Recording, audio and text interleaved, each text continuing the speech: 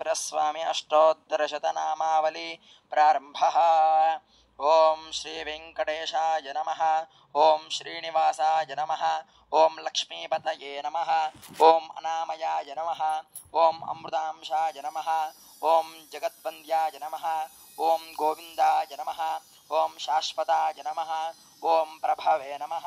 ओम शेषाद्रिनिलयाय नमः। ओम देवाय नमः। ओम केशवाय नमः। ओम मधुसूदनाय नमः। ओम कृष्णाय नमः। ओम श्रीहरये नमः। ओम ज्ञानपञ्जराय नमः। ओम श्रीवत्सवक्षसे नमः। ओम सर्वेशाय नमः। ओम गोहलाय नमः। ओम पुरुषोत्तमाय नमः। ओम गोपीश्वराय नमः। ओम वैकुण्ठपतये नमः। ओम अव्ययाय नमः। ओम सुधातनवे नमः। ओम यादवेन्द्राय नमः। ओम नित्ययौवनरूपवते नमः। ओम चतुर्वेदात्मकाय नमः। ओम श्रीविष्णवे नमः। ओम अच्युताय नमः।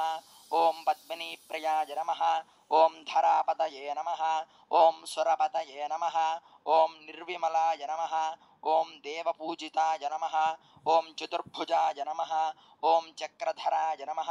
ओम त्रिधाम्ने नमः। ओम त्रिगुणाय नमः।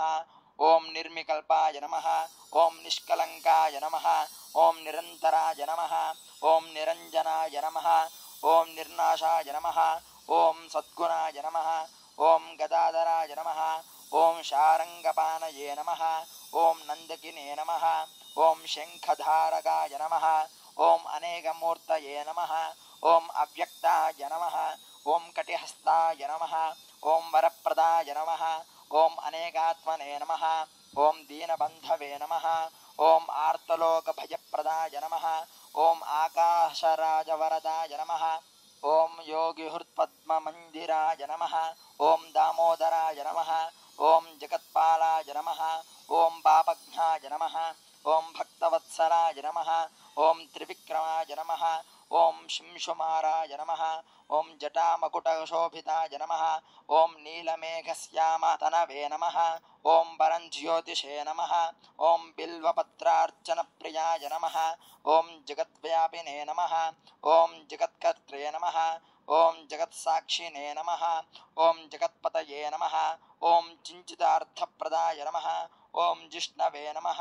ओम दाशार्हाय नमः। ओम दशरूपवते नमः। ओम नित्यतृप्ताय नमः। ओम निरुपद्रवाय नमः। ओम हयग्रीवाय नमः। ओम जनार्दनाय नमः। ओम कन्याश्रवणतारेज्याय नमः। ओम पीताम्बरधराय नमः। ओम